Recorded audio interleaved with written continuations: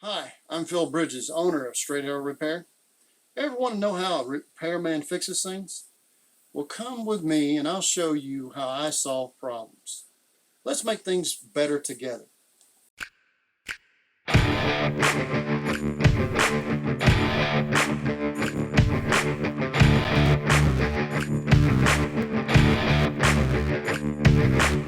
This near cut your arm off too. That's one of the, are you recording? Okay. Well, one of the cardinal rules is when you finish on a ceiling, you don't try to catch your knives. I used to tell my finishers that all the time. Working in schools, I had two guys with their hands cut wide open because they were trying to catch a knife and it would cut their hand wide open. Sharper than those pocket knives. I mean, that one guy had to have surgery because it cut through the tendons in his hands.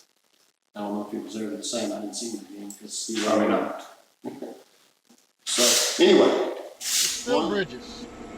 If you like what you saw, you think it might be helpful to somebody else, push that like button and let other people know what you and I now know. And we'll work together toward making a brighter future. And by the way, we're not Americans, we're Americans. See you next time.